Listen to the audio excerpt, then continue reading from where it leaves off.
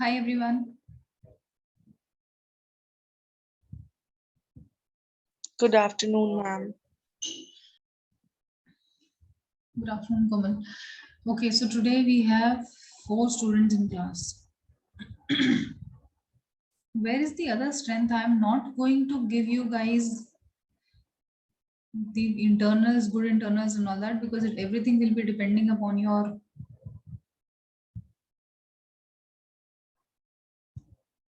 Can you see my screen now? Which is Information Technology Act 2000. इस particular act में हमने कल काफी कुछ कवर किया था या अभी तक हम जो भी कुछ कवर कर चुके हैं, किसी को कुछ भी इसमें अगर क्वेश्चन है तो मुझे प्लीज बताइए। हमने इसके ऑब्जेक्टिव्स तक कल कवर कर लिया था। नाउ जो इन आईटी एक्ट है, जैसे मैंने आपको बताया, आईटी एक्ट का स्कोप, पर्पस या एप्लीकेबिलिटी कहाँ कहाँ है, कहाँ कहाँ पर इसका यूज होता है, या जो भी ट्रांजैक्शंस होती हैं ऑनलाइन, हम कुछ भी काम अगर कर रहे हैं तो उन सब चीजों को कंट्रोल करना, उन सब चीजों को लीगल ठहराना, किस तरह से लीगल वो चीजों का स्टेटस रहे कि हाँ कोई भी ट्रांजैक्शन अगर ऑनलाइन हुई है या किसी ने किसी को कोई ऑनलाइन कॉन्ट्रैक्ट साइन करा है या कुछ। एक सेकेंड, शायद नेट का कुछ इशू होगा। Okay, I hope things are, you guys can see the screen. तो वो सारी चीजें लीगल रहें और हम उस चीज को आगे सब कर पाए, ये सब चीजों को कंट्रोल करने के लिए आईटी एक्ट डिफाइन हुआ था।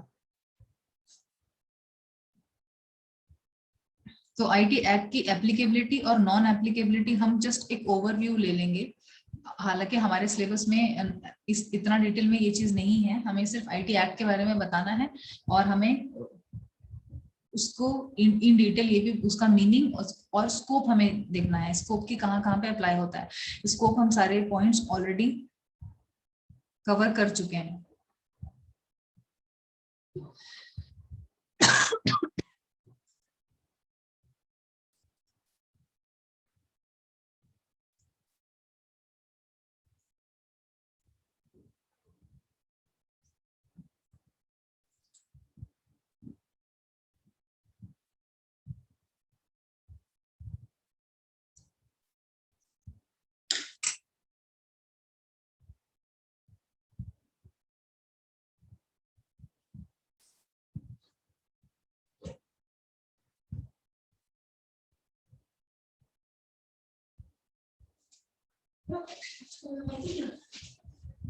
आवाज कम करो।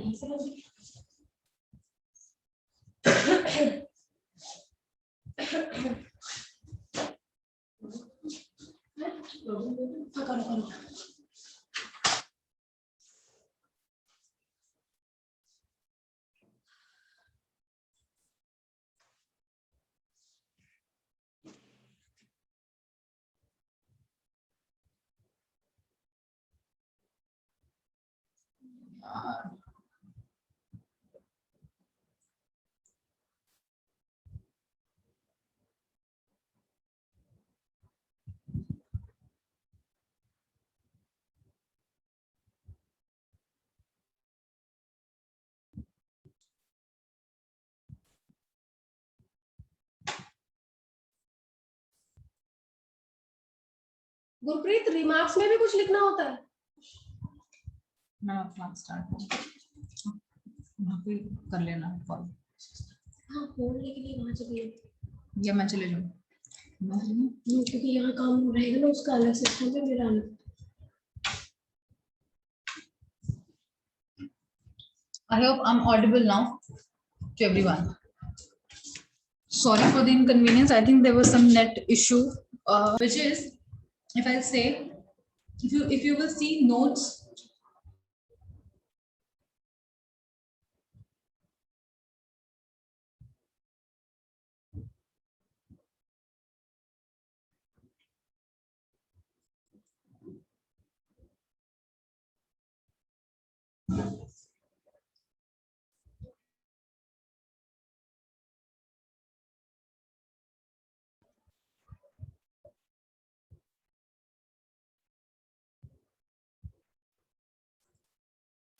Now, e-governance is part of this particular act. Let me just click your attendance first. मेरा थोड़ा सा सिस्टम आज net and everything is not working properly.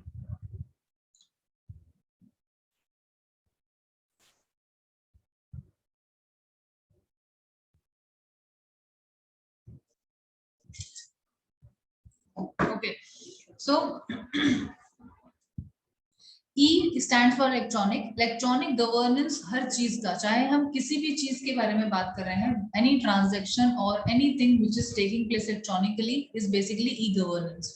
तो हमारी जो गवर्नमेंट है वो हर चीज को इलेक्ट्रॉनिकली कैसे कंट्रोल कर रही है, क्या प्रोसेस है, लोगों के साथ कैसे कंटैक्ट करना है, टेक्नोलॉजी को कैसे हैंडल करना है, और हमारे पास क्या क्या हमारे पास रिसोर्सेज हैं जिनके थ्रू हमें करना है एक्चुअल में काम। सो गवर्नेंस टू द सिटीजन और द कस्टमर, बेसिकली जो हमारे इंडिया के जो लोग हैं, सिटीजन हैं, इंडियंस जो हैं, बेसिकली उनके साथ उनको कैसे गवर्न करना है, उनके साथ, एम्प्लॉइज के साथ, गवर्नमेंट के साथ, या गवर्नमेंट टू बिजनेस के साथ। These are G2C, G2E, G2G and G2B. These are part of e-governance. So if you get any short note on this topic, you have to cover all these things. E-governance model में ये चारों चीजें आ जाएंगी basically, कि G2G हमें कैसे करना है, या G2C हमें सिटीजन्स को कैसे मैनेज करना है, या हमें अपनी सोसाइटी में एम्प्लॉइज अगर कोई कहीं पर डिप्लॉयड है तो उनके साथ क्या हमारा गवर्नेंस का हमारी क्या रिस्पॉन्सिबिलिटी, या how government is going to take care of all these governance which is part of the, you can say work of the government of the country. जैसे कि government to citizens, E governance में is the offer, you can say is an offer a variety of ICT services to citizens. जैसे कि आपने बहुत सारी चीजें देखी होंगी, information and communication technology, ICT, या इंफॉर्मेशन टेक्नोलॉजी की ही बात कर लें, आईटी की बहुत सारी सर्विसेज है जो हमारी गवर्नमेंट ने ही, या हमें इंफॉर्मेशन मिलती है बहुत सारी चीजों की थ्रू इंटरनेट ओनली। अब आप लोग देखिए, जैसे हमारा रिजल्ट्स डिक्लेयर होते हैं, अगर हम अपने कॉलेज के रिजल्ट्स की बात करें, अगर हम कोई ऐसा एग्जाम देते हैं जो एक्सटर्नल एग्जाम है, कोई एंट्रेंस एग्जाम है, इन सब चीजों की इंफॉर्मेशन हमें कहाँ मिलती है? हम एक्चुअल में कहीं पर किसी इंस्टीट्यूट में जाकर रिजल्ट पेपर पे नहीं मंगवाते, हमें ऑनलाइन सिंपली एक क्लिक में अपना रिजल्ट्स मिल जाते हैं, या और भी बहुत सारी इंफॉर्मेशन मिल जाती है। आजकल हमें अपना डेटा ही वेरीफाई करना हो, अगर हमें चेक करना है कि हमारा आधार कार्ड पे हमारा क्या इन्फॉर्मेशन है, ऑनलाइन नंबर आप डालेंगे, सिंपली आपको डॉक्यूमेंट ही मिल जाएगा। So this is basically government to citizens. So this is part of e-governance, wherein government has made several options of information to be provided to the citizen of the country. बहुत सारी चीजें हमें, बहुत सारी नहीं, in fact almost everything आजकल हमें easily internet पे अवेलेबल हो जाती है, चाहे वो हमारे अपना पर्सनल डेटा से रिलेटेड हो, और हर चीज गवर्नमेंट ने हमसे भी हमारा डेटा लेके अपने पास इतना पर्सनल डेटा अपने पास मेंटेन किया हुआ है कि उस डेटा को यूज करके गवर्नमेंट हमारे ही पर्सनल डेटा को, जो कि हमें आगे यूजफुल होता भी है, हमें वो सारी चीजें बताती है। चाहे तो आप इसको अपने पर्सनल डेटा के बारे में बात कर लो, चाहे रिजल्ट्स के बारे में बात करो, चाहे किसी पर्टिकुलर एक एड्रेस के बारे में बात कर लो, चाहे आप किसी कंपनी के किसी कॉन्टैक्ट डिटेल्स की बात करना चाहते हो तो कंपनी का डेटा भी आप निकाल सकते हो। लोग कौन कौन अवेलेबल है, लिंक्डइन एक प्लेटफॉर्म है, सोशल मीडिया, कितनी सारी चीजें हैं जो कि सिटीजन्स के लिए अवेलेबल है। जस्ट एक क्लिक पे हमें इंटरनेट पे सारी चीजें मिल जाती हैं। हमें किसी कंपनी के बारे में डिटेल चाहिए, उसका प्रोफाइल क्या है, कौन पर्सन बैठे हैं, क्या कर रहे हैं, ये सारी चीजें हमें इंटरनेट से सब कुछ मिल रही है। तो इंटरनेट से मिल रही है, यानी कि इंफॉर्मेशन टेक्नोलॉजी से मिल रही है, और इंफॉर्मेशन टेक्नोलॉजी एक्ट बना ही इस चीज के लिए, so that we can get the ease और ऑल दोस थिंग्स। ठीक है, चाहे वो टैक्सेशन हो, जस्टिस हो, लॉ के बारे में कुछ बात करना हो, कोई सेक्शन के बारे में पता करना है, अपनी किसी एजुकेशन के बारे में पता करना है, anything and everything we can get through e-governance for the citizens. Now employees कौन होते हैं? employees भी सारे citizens ही होते हैं, बट सिटीजन्स के लिए जो सर्विसेज है वो बेसिकली होगी पर्सनल लेवल की सर्विस। मुझे अपने रिजल्ट के बारे में पता करना है, मुझे अपना कोई कोर्स में अपने आप को एनरोल करना चाहिए, मुझे उसके बारे में पता, तो वो सिटीजन्स की सर्विसेज होगी। When it comes to employees की गवर्नमेंट टू एम्प्लॉइज क्या कर रही है, These are basically all those interactions जो ऑनलाइन होती हैं किसी भी एम्प्लॉय के लिए, एम्प्लॉय के बीच में और गवर्नमेंट के बीच में। अब वो एम्प्लॉय गवर्नमेंट एम्प्लॉय भी हो सकता है, वो एम्प्लॉय आपका प्राइवेट एम्प्लॉय भी हो सकता है, बट जनरली अगर जैसे गवर्नमेंट एम्प्लॉयज हैं या हम प्राइवेट एम्प्लॉयज भी हैं, हमें अपने बारे में अपना डेटा चाहिए, प्रोविडेंट फंड का डेटा चाहिए, ये सारा कुछ हम सब कुछ ऑनलाइन चेक कर सकते हैं। That is government to employees. वो सारे टूल्स, वो सारे ऑप्शंस, वो सारी चीजें जो हमें ऑनलाइन मिल पा रही हैं because of IT is all these things. जैसे कि अगर मैं एक एम्प्लॉय हूँ, मुझे अपनी सैलरी स्लिप चाहिए, मुझे अपना सैलरी चेक के बारे में पता करना है, मुझे अपनी सैलरी किस दिन क्रेडिट हुई वो पता करना है, सारा कुछ हमें एक पोर्टल पे ऑनलाइन मिल जाता है। जो कि सब कुछ कंट्रोल किसके अंडर हो रहा है? ई गवर्नेंस के अंडर ही कंट्रोल हो रहा है। किस पर्टिकुलर चीज पे? गवर्नमेंट टू एम्प्लॉइज के पॉइंट के अंडर। चाहे वो किसी भी तरह से, आजकल हम ट्रेनिंग ले रहे हैं, ये क्लास आप ले रहे हो, जैसे ये क्लास भी तो ई क्लास ही हो रही है ना, दिस इज इलेक्ट्रॉनिक क्लास। आप पर्सनली नहीं मुझसे मिल रहे हो, मैं आपसे पर्सनली नहीं मिल रही हूँ, बट फिर भी ट्रेनिंग इज गोइंग ऑन और a class is going on और the information sharing is going on. So this is also part of E governance. इससे भी हमारी लाइफ इजी हो रही है। ठीक है। Now government to government. अब एक सेंट्रल गवर्नमेंट होती है, एक स्टेट गवर्नमेंट होती है। बहुत सारे स्टेट्स हैं हमारे पास, suppose we have got 29 states. हमारे पास यूनियन टेरिटरीज हैं, 7-8 यूनियन टेरिटरीज भी हैं। हर पर्टिकुलर स्टेट का अपना एक गवर्नमेंट है और सेंटर में बीजेपी का गवर्नमेंट है। अब गवर्नमेंट टू गवर्नमेंट एक दूसरे को इन्फॉर्मेशन देना, ट्रांसपोर्ट के बारे में हो सकता है, नेचुरल रिसोर्सेज के बारे में, किसी हो सकता है किसी स्टेट पे कोई चीज अवेलेबल ज्यादा हो, किसी स्टेट में दूसरी चीज अवेलेबल ज्यादा हो, कहीं पर कोई चीज पैदा नहीं होती, कहीं पर कोई चीज ज्यादा प्रोड्यूस होती है, फार्मिंग होती है, कुछ भी चीजें हैं रिलेटेड टू दैट हम कनेक्ट कर सकते हैं। एक गवर्नमेंट दूसरी गवर्नमेंट से ऑनलाइन कनेक्ट करके चीजों को पता कर सकती है, इंफॉर्मेशन ले सकती है। और अगर उस चीज को फिजिकली भी शेयर करने की जरूरत है तो हम फिजिकली भी थ्रू इंटरनेट ही आगे जाके उस चीज को फिजिकली भी शेयर कर सकते हैं। तो गवर्नमेंट टू गवर्नमेंट हो गई ये चीज। क्लियर है? ये सारी चीज तो basically government to citizen, government to employees, government to government, and next is government to business. Business किसी भी तरह का हो सकता है, कमर्शियल बिजनेस है, नॉन कमर्शियल बिजनेस है। अगर आप कोई एक ऐसा बिजनेस कर रहे हो जो कि डायरेक्ट एंड यूजर के लिए आप कुछ प्रोडक्ट बनाते हो, कुछ प्रोडक्ट्स कुछ कंपनीज ऐसी हैं जो बनाती हैं, आगे वो किसी डायरेक्ट एंड यूजर के लिए नहीं बना रही बट किसी कंपनीज के लिए ही प्रोडक्ट बना रही हैं।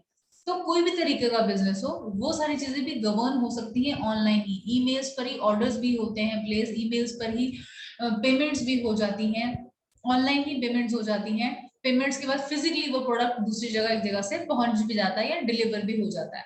वो फिजिकली होता है, बट उससे पहले के जो सारे इंपॉर्टेंट काम है जिसमें कि ऑर्डर प्लेस करने का है या ऑर्डर को की पेमेंट लेने का काम है जो इंपॉर्टेंट है, वो सारी चीजें, सारे बिजनेस टू बिजनेस एक्टिविटीज या बिजनेस टू क्लाइंट एक्टिविटीज जो भी होती है, वो सारी चीजें ऑनलाइन पॉसिबल है। किसके थ्रू?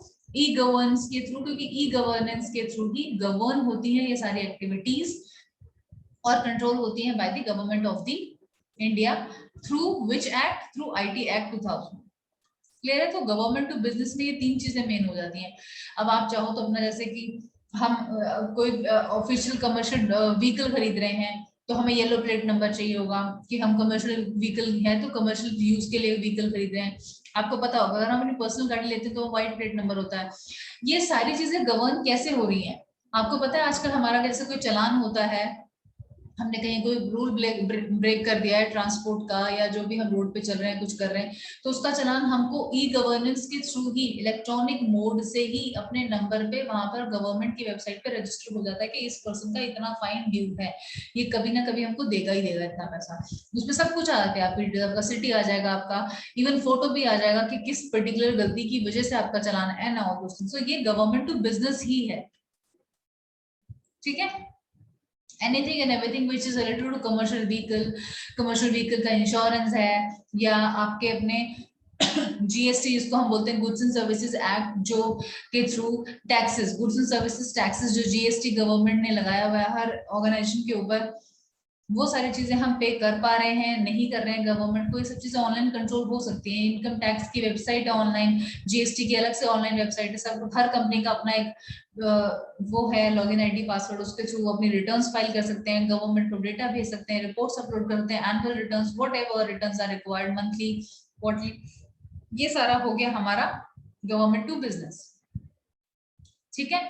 तो ये हमारा पॉइंट था, ये हमारा टॉपिक था ई गवर्नेंस, जो हमारा एक टॉपिक है, 4th यूनिट में ही एक टॉपिक है हमारा ई गवर्नेंस। उसके बाद हमारे छोटे छोटे 3-4 टॉपिक्स आते हैं इसी पर्टिकुलर टॉपिक को आगे कंटिन्यू करते हुए, जिसमें कि लिखा होता है कि आप देखेंगे duties of subscribers, duties of subscribers मतलब, और उसके अलावा सर्टिफाइंग अथॉरिटीज की रेगुलेशंस। अब रेगुलेशन ऑफ सर्टिफाइंग अथॉरिटीज जो एक टॉपिक है, इसके अंडर ये बहुत सारी चीजें आ जाती हैं कि सर्टिफाइंग, पहली बात तो सर्टिफाइंग अथॉरिटी कौन है, सर्टिफाइंग अथॉरिटीज को रेगुलेट कैसे करें, वो रेगुलेशन ऑफ सर्टिफाइंग अथॉरिटीज में आता है।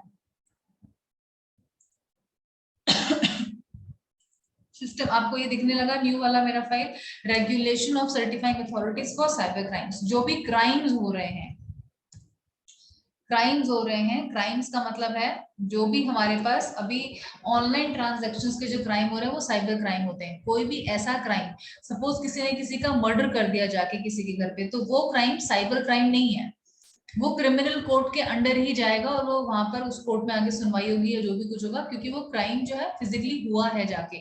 लेकिन अगर किसी ने कोई फ्रॉड या क्राइम किया है ऑनलाइन ट्रांजैक्शन को करते हुए, या ऑनलाइन किसी को कुछ गलत लिख दिया, या ऑनलाइन किसी कहीं पर कुछ गलत पोस्ट कर दिया, वो साइबर लॉस के अंडर चला जाता है, साइबर क्राइम उसको हम कंसिडर करते हैं। और साइबर लॉस के हिसाब से वो क्राइम की पनिशमेंट या उसका रेजोल्यूशन जो भी होता है वो होता है। ठीक है, so regulation of certifying authorities for cyber crime. हमने कल पढ़ा था सर्टिफाइंग अथॉरिटीज जो भी हैं, चाहे हमें कोई एक हमें अथॉरिटीज में कोई भी किसी भी लेवल का पर्सन हमें हायर करना हो, एक कंट्रोलर होता है जिसको हम बोलेंगे CCA, controller of certifying authority. अब वो सर्टिफाइंग अथॉरिटी कौन है? जो सर्टिफाई कर रही हैं, जिनके पास अथॉरिटीज हैं सर्टिफिकेशन की कि यस दिस इज करेक्ट और yes this is not correct.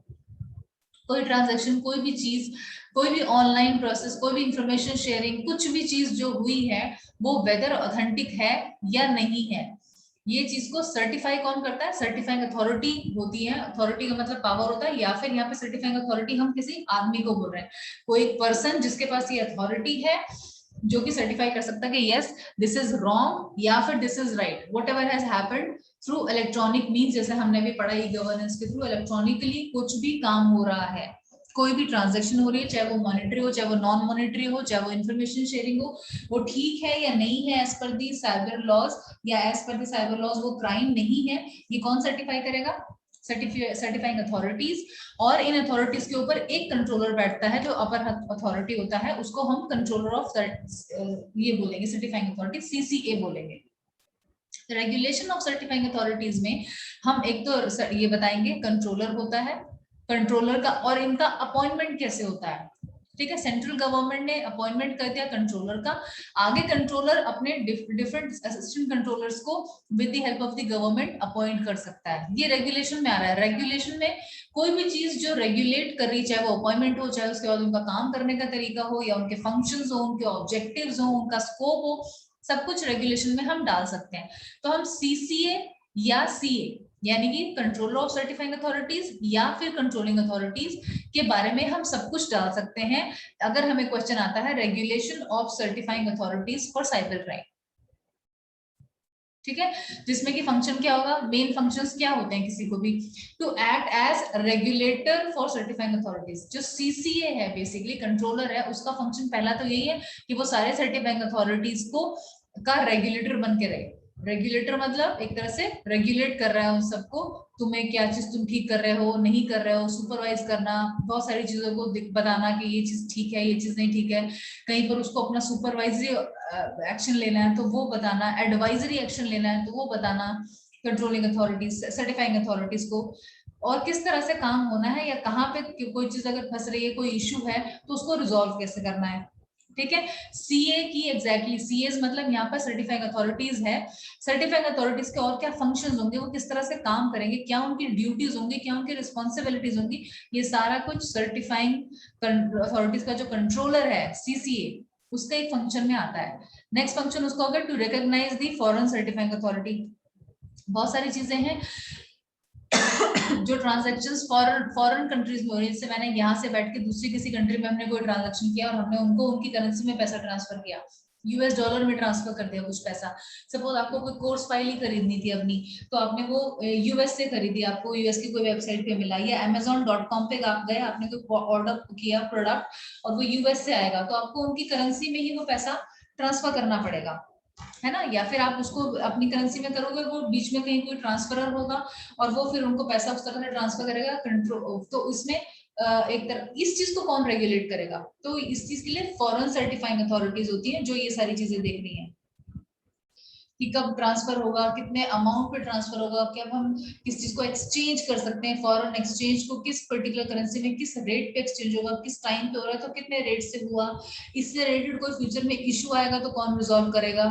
ये सारी चीजों को फॉरेन सर्टिफाइंग अथॉरिटी करती है। और फॉरेन सर्टिफाइंग अथॉरिटी कौन है, कहाँ पे, हमें कौन सी कंट्री में कौन हेल्प करेगा, ये सब का रिकॉग्निशन का काम भी सीसीए का ही है। सीसीए जो कंट्रोलर है सर्टिफाइंग अथॉरिटीज का, ठीक है। लाइसेंस देना कंट्रोलिंग अथॉरिटीज को, कंट्रोलिंग अथॉरिटीज जैसे आप देखिए जब कोई सीए बनता है ना, जो हम फाइनेंस में जो हम कहते हैं चार्टर्ड अकाउंटेंट जब कोई बनता है तो उस पर्सन का अपना एक सर्टिफिकेट बन गया कि तू एक सीए है, now he is authorized to sign any balance sheet और any accounts of any company, he is authorized. तो in the same fashion certifying authorities को भी लाइसेंस मिलता है, तो उनको लाइसेंस देना, ठीक है, उनको लाइसेंस प्रोवाइड करना कि तुम ठीक है सर्टिफाइंग अथॉरिटीज तुम हो, और उनको इलेक्ट्रॉनिक उनके डिजिटल सिग्नेचर्स प्रोवाइड कराना कि अगर उनको इलेक्ट्रॉनिकली कोई सिग्नेचर कोई जो कोई डॉक्यूमेंट को अपलोड करना है, कहीं सर्टिफाई करना है, कुछ करना है, तो ये सब चीजें बताना। कोई आदमी ठीक से काम नहीं कर रहा तो उसका लाइसेंस को सस्पेंड करना, कौन सर्टिफाइंग अथॉरिटी ठीक से काम नहीं कर रहा या गलत काम कर रहा है या क्या है तो लाइसेंस कैंसिल भी करवाना। ये सारी चीजें फंक्शंस है कंट्रोलर का। Rules regarding issue of the licence, ये भी हम रेगुलेटरी या रेगुलेशन ऑफ सर्टिफाइंग अथॉरिटीज में डाल सकते हैं कि क्या क्या रूल्स हम फॉलो करते हैं अगर किसी को हमें लाइसेंस देना है। Although it's a process, you want to cover this rules regarding this, तो ठीक है, अच्छी बात है। अगर कोई लॉन्ग क्वेश्चन आता है तो आप उसमें डाल सकते हो, ये हमारे सिलेबस में अदरवाइज नहीं है, but I am putting it for your notes कि अगर आपको रेफर करना है तो आप ये डाल सकते हो चीजें। लाइसेंस की वैलिडिटी कब है, कब इशू हुआ, कब रिन्यू होगा, एक्सपायर कब होगा, एक्सपायर होने के बाद रिन्यू हो पाएगा कि नहीं होगा, सस्पेंड होगा या कैंसिल होगा, जो भी चीजें हैं ये सारी चीजें इसमें आती हैं। ये सारा हमने ऊपर पढ़ा भी कंट्रोलर के बारे में, controller of CS. Now CS की क्या ड्यूटीज, सर्टिफाइंग अथॉरिटीज की क्या ड्यूटीज होती हैं कि वो एक प्रॉपर प्रोसेस में काम करें, प्रॉपर प्रोसीजर फॉलो करें, अपने जो उनको काम असाइंड है कंट्रोलर से उसको फॉलो करें, इंप्लीमेंट करें, डिसीजंस उससे लें, सजेशंस उससे मांगे, कंट्रोलर से जो उनके सीनियर अथॉरिटीज हैं उनसे मांगे, और अपने ऑब्जेक्टिव्स के टुवर्ड्स काम करें। जो ऑब्जेक्टिव्स हैं सर्टिफाइंग अथॉरिटी के, तुम्हें ये काम करना है, ये डॉक्यूमेंट इस तरह सर्टिफाई करना है, या इस डॉक्यूमेंट को जो सर्टिफिकेशन के लायक नहीं है उसको तुम्हें रिजेक्ट करना है, ये सारे तुम्हारे ऑब्जेक्टिव। तो अपना काम ठीक से करना to ensure compliance of the act. ये वाला एक्ट जो हम पढ़ रहे हैं आईटी एक्ट, उसके अंडर जो चीजें ठीक है हम सिर्फ उन्हीं चीज को सर्टिफाई करें, जो गलत है हम उनको गलत सर्टिफाई करें कि ये चीज गलत है, ये डॉक्यूमेंट इलीगल है, या ये डॉक्यूमेंट फ्रॉड है, ये डॉक्यूमेंट करेक्ट नहीं है, ये सारी चीजें। लाइसेंस को डिस्प्ले करना, लाइसेंस को सरेंडर करना, जो आगे अब हम सर्टिफाइंग अथॉरिटीज की जब बात कर रहे हैं, सर्टिफाइंग अथॉरिटीज भी फर्दर आगे किसी कंपनी को किसी चीज का लाइसेंस देती है। फॉर एग्जांपल अगर हम सपोज कोई बिजनेस स्टार्ट करना चाहते हैं तो उसका रजिस्ट्रेशन होगा, रजिस्ट्रेशन फी लगेगी, उसके बाद आपको लाइसेंस मिल जाएगा कि हाँ ठीक है अब आप ये काम करने के लिए रेडी हो, आपके पास लाइसेंस है, लाइसेंस आपके पास 10 साल का है, 2 साल का है, 10 जो भी टाइम का है, आपको इतने टाइम तक लाइसेंस प्रोवाइड हो गया कि आप ये काम कर सकते हो। वो काम कोई भी नेचर ऑफ बिजनेस होता है, तो ये सारा काम कौन कर रहा है, सर्टिफाइंग अथॉरिटीज ही कर रही हैं। तो ये भी उन्हीं के रेगुलेशंस में आ रही हैं चीजें, ठीक है। इलेक्ट्रॉनिक सिग्नेचर सर्टिफिकेट्स, जैसे मैंने कल डिजिटल सिग्नेचर के बारे में आपको बताया था, और बताया था कि हम डिजिटल सिग्नेचर को एक पर्टिकुलर डिवाइस में, जो कि पेन ड्राइव जैसी डिवाइस होती है, उसमें हम सेव करते हैं इलेक्ट्रॉनिकली, और वो डिवाइस जो है पासवर्ड प्रोटेक्टेड रहती है। तो वो इलेक्ट्रॉनिक सिग्नेचर्स बेसिकली हमारे सिग्नेचर है, पासवर्ड से उस डिवाइस में सेव रहते हैं, जब कभी हमें यूज करना होगा हम उस इलेक्ट्रॉनिक सिग्नेचर सर्टिफिकेट को, किसी भी सर्टिफिकेट को सर्टिफाई करने के लिए, साइन करने के लिए उसको यूज कर सकते हैं। पर्पस हमारा जो था डिजिटल सिग्नेचर को यूज करने का, डिजिटल सिग्नेचर सर्टिफिकेट को यूज करने का, वो यही था कि हम किसी भी डॉक्यूमेंट को अगर फिजिकली वहां नहीं है अवेलेबल और खुद साइन करने की कंडीशन में नहीं है, तो हम बेसिकली उसको ऑनलाइन या इलेक्ट्रॉनिक मीन्स से ही डॉक्यूमेंट को साइन करके किसी को भेज दें, इलेक्ट्रॉनिक मीन्स से ही, चाहे मेल से, चाहे व्हाट्सएप से, चाहे किसी एप्लीकेशन से, सो दैट हमारा वहां जाना जरूरी ना हो। और उसकी वजह से कि अगर हम कहीं पर जा नहीं सकते या कुछ ऐसा अवेलेबिलिटी फिजिकल नहीं हो सकती, तो उसकी वजह से काम ना रुके। ये सबसे इंपॉर्टेंट पर्पस था हमारा डिजिटल सिग्नेचर को बनाने का, कि हम डिजिटली या इलेक्ट्रॉनिकली कोई अपना साइन इस तरह से सेव भी रख पा रहे हैं अपने पास कि कोई और यूज ना कर सके, और जब हमें यूज करना हो तो हम उसको आराम से कर सकें। डिजिटल सिग्नेचर के कंटेंट्स क्या क्या होते हैं, जैसे मैंने बताया उसमें आपका नाम होगा, आप कहाँ पे रहते हो, किस ऑर्गेनाइजेशन के लिए आपको अथॉरिटी मिली है, आप किस डेजिग्नेशन पे साइन करने के लिए, अगर आप सपोज एचआर डिपार्टमेंट में हो और आपको डिजिटल सिग्नेचर मिला है तो आप अथॉरिटी हो पीएफ के सारे डॉक्यूमेंट साइन करने के लिए या ईएसआई के सारे डॉक्यूमेंट साइन करने के लिए। तो जो भी चीज उस ऑर्गेनाइजेशन में एज होगी उस पर्टिकुलर चीज से रिलेटेड या आपके रोल से रिलेटेड, उसके लिए आप एक सर्टिफाइंग अथॉरिटी बन गए उस कंपनी के लिए। तो आपको सर्टिफिकेट कौन देगा, सर्टिफाइंग अथॉरिटीज दे रही हैं, जिसके हम रेगुलेशन के बारे में पढ़ रहे हैं। अब उसमें आपका एक सीरियल नंबर भी हो सकता है, किस डेट में इशू हुआ, कितनी वैलिडिटी है, 6 महीने की है, साल की है, 3 साल का बनवाया है, 2 साल का बनवाया है, क्या उसकी एक्सपायरी डेट है, ये सारी चीजें हमें डिजिटल सिग्नेचर के कंटेंट होते हैं। बेसिकली आपका नाम होगा, आप किस ऑर्गेनाइजेशन से एसोसिएटेड हो, क्या है, दिल्ली है, मुंबई है, कहाँ पे है, और आपका क्या डेजिग्नेशन। डेजिग्नेशन जनरली जब आपसे फॉर्म फिल करने दिया जाता है तो उसमें लिखते हैं, बट डिजिटल सिग्नेचर सर्टिफिकेट में वो चीजें लिखी हुई नहीं आती है। पब्लिक की क्या है, प्राइवेट की क्या है, उसकी क्या एक्सपायरी है की क्या पासवर्ड आपको चेंज करना पड़ेगा, नहीं करना पड़ेगा, 6 मंथ तक चलेगा, 1 ईयर तक चलेगा, ये सारे कंटेंट्स डिजिटल सिग्नेचर में होते हैं। ठीक है। और procedure related to e commerce certificate, इसमें मेन यही है, ये भी हमारे सिलेबस में बहुत ज्यादा नहीं है। डिजिटल सिग्नेचर हम ऑलरेडी जितना कल कवर कर चुके थे उतना ही हमें पढ़ना चाहिए, क्योंकि उस पर एक शॉर्ट नोट तक एक क्वेश्चन आ सकता है, बहुत लॉन्ग क्वेश्चन मुश्किल है आना इस पे। बट अगर लॉन्ग क्वेश्चन आता है तो आप उसमें ये सारा कुछ भी डाल सकते हो। इलेक्ट्रॉनिक सिग्नेचर या डिजिटल सिग्नेचर एक ही बात है कि उसका क्या प्रोसेस होता है, क्या प्रोसीजर है, इशू करने का क्या प्रोसेस है, कंटेंट्स क्या है, जैसे हमने अभी पढ़ ली है सारी चीजें। और डिजिटल सिग्नेचर बेसिकली उसका ऑब्जेक्टिव क्या था, ऑब्जेक्टिव ये था कि हम किसी डॉक्यूमेंट को ऑथेंटिकेट कर सकें, कोई ऑनलाइन ट्रांजैक्शन करनी है वो कर सके, कोई ऑनलाइन डॉक्यूमेंट को ऑथराइज करना है वो कर सके, कुछ ऑनलाइन कॉन्ट्रैक्ट साइन करना है हम वो कर सकें। ये सारी चीजें इसमें आ जाती हैं जो आप डिजिटल सिग्नेचर को अगर और एक बड़ा लेंदी क्वेश्चन बनाकर आंसर करना चाहते हैं तो ये सब चीजें उसमें हो सकती है। ठीक है। इसका ये प्रोसेस है इशू करने का, क्या है कि आपने एप्लीकेशन लिखा, फॉर्म दिया, आपने फॉर्म के साथ आपने फीस सबमिट करी है। फीस ज्यादा से ज्यादा 1 साल की फीस वैसे तो 2,000 रुपए होती है, बट 25,000 मैक्सिमम है। इससे ज्यादा अगर कोई आपसे चार्ज कर रहा है तो आप कंप्लेन कर सकते हो गवर्नमेंट को कि इतना ज्यादा चार्ज कर रहा है ये पर्सन। बट जनरली प्राइवेट में भी ये कीज अवेलेबल हो जाती हैं, और गवर्नमेंट में भी जो भी कोई ये आपकी की या डिजिटल सिग्नेचर को जनरेट कर रहा है एक पर्टिकुलर टाइम के लिए, उसका कॉस्ट जनरली 2 से 3,000 रुपए आता है 1 साल का। ठीक है। ये पैसा एप्लीकेशन फॉर्म का सबमिट करने के बाद आपको सर्टिफिकेट ग्रांट हो जाएगा। और अगर आपका सर्टिफिकेशन कंप्लीट नहीं है, सर्टिफिकेशन यानी कि आपके डॉक्यूमेंट्स या आपके फॉर्म या जो भी चीजें उसके साथ चाहिए वो कंप्लीट नहीं है तो वो सस्पेंड कर देंगे, आपको नहीं देंगे आपका, या आपका एप्लीकेशन अप्रूव नहीं होगा। अप्रूव नहीं हुआ का मतलब आपको डिजिटल सिग्नेचर नहीं मिलेगा। ठीक है। नोटिस ऑफ, अगर आपने, आपका रिवोक भी हो सकता है डिजिटल सिग्नेचर, अगर आपने कुछ ऐसे सर्टिफिकेट्स अप्रूव कर दिए जो कि नहीं करने चाहिए थे, गलत थे, फ्रॉड थे, या आपने अप्रूव किया बाद में पता चला कि आपने बिना देखे कर दिए अप्रूव, तो फ्रॉड थे या गलत थे, तो रिवोक भी हो जाता है। डिजिटल सिग्नेचर आपका विड्रॉ भी कर सकती है गवर्नमेंट। कंट्रोलर की नजर में ये चीज आया तो आपने सर्टिफाइंग अथॉरिटी का कंट्रोल खत्म कर दिया, या किसी प्राइवेट पर्सन का भी विड्रॉ किया जा सकता है बाय सर्टिफाइंग अथॉरिटी। किसी ने को अगर पकड़ में कल को आता है कि गलत काम है तो वो कर सकते हैं। हमारे उसमें नेक्स्ट टॉपिक है ड्यूटीज ऑफ सब्सक्राइबर। सब्सक्राइबर्स कौन है, सब्सक्राइबर्स यहाँ पे कौन है, जिन्होंने डिजिटल सिग्नेचर लिया हुआ है, जो कि डिजिटल सिग्नेचर का ओनर है या यूजर है वो है सब्सक्राइबर। अब subscriber as a digital signature उसकी क्या ड्यूटीज हैं कि मैं, यही ड्यूटी सबसे इंपॉर्टेंट तो यही है कि मैं अपने तो की जनरेट कर लूं, प्राइवेट की जनरेट कर लूं, उसको पासवर्ड प्रोटेक्टेड रखूं, किसी को विदाउट यूज किसी को वो यूज करने के लिए ना दूं, वो पासवर्ड किसी के साथ शेयर ना करूं। ये सारी ड्यूटीज हैं सब्सक्राइबर की, आप समझ रहे हो। जेनरिक मैनर में आप पॉइंट्स बना के अपने लैंग्वेज में लिख सकते हो इस चीज को कि सब्सक्राइबर्स की ड्यूटीज क्या होंगी कि वो अपना कोई पहले तो पासवर्ड जनरेट कर लें, अपना की, प्राइवेट की, पब्लिक की, जो भी वो जनरेट करें प्रॉपर तरीके से, किसी के साथ शेयर नहीं करें। अपने डिजिटल सिग्नेचर को किसी भी डॉक्यूमेंट को सर्टिफाई करने के लिए अगर यूज करें तो ऑथेंटिसिटी के साथ ही करें, उसका प्रॉपर कंट्रोल रखें। वो जो आपको पेन ड्राइव के थ्रू या आपका डिजिटल सिग्नेचर आपको जिस भी फॉर्म में मिला है इलेक्ट्रॉनिकली, उसको साफ तरीके से, सही तरीके से अपने साथ रखें, खोए ना वो चीज, आपकी रिस्पॉन्सिबिलिटी है। ये इसके हमारे ड्यूटीज होगी सब्सक्राइबर की।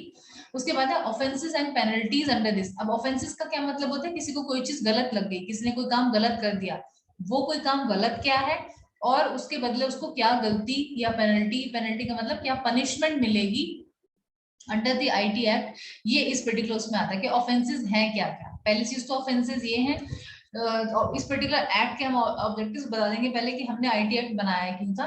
आईटी एक्ट बनाया ताकि हम लीगल रिकॉग्निशन दे सकें ये ट्रांजैक्शंस को, हर किसी को हम अलाउ कर सकें इलेक्ट्रॉनिकली अपना डेटा स्टोर करने के लिए, शेयर भी कर सकता है वो अपना डेटा इलेक्ट्रॉनिकली किसी को ट्रांसफर करके, मेल के थ्रू, गूगल ड्राइव के थ्रू, कहीं कैसे भी शेयर कर सकते हैं। ये सारे हमारे मेन ऑब्जेक्टिव्स थे। पेनल्टीज कब लगेंगी? जब ये सारे ऑब्जेक्टिव्स में से कोई भी एक चीज गलत हो रही है, तब आप उसको हम ऑफेंस मानेंगे, और ऑफेंस जब आपने कर दिया, कोई गलत काम कर दिया किसी ने भी, तो उसको उसकी पेनल्टी भी देनी पड़ेगी। ये डिफरेंट सेक्शंस में अलग अलग पेनल्टीज हैं जो मैं कल में करूंगी कवर। होपफुली कल में हमारा सिलेबस कंप्लीट हो जाना चाहिए। मैं ये ऑफेंसेस कवर करूंगी और आरटीआई कवर करूंगी। आरटीआई के बाद हमारा सिलेबस कंप्लीट हो जाएगा, आरटीआई एक्ट के बाद। उसके 2-3 पॉइंट्स हैं जो हमारे टॉपिक्स कवर करने हैं। ठीक है, तो कल मैं पेनल्टीज, कॉम्पेंसेशन एंड एडजुडिकेशन इसका जो है वो पढ़ाऊंगी आपको, और उसके बाद आपकी जो क्वेश्चंस रहेंगे वो प्लीज रेडी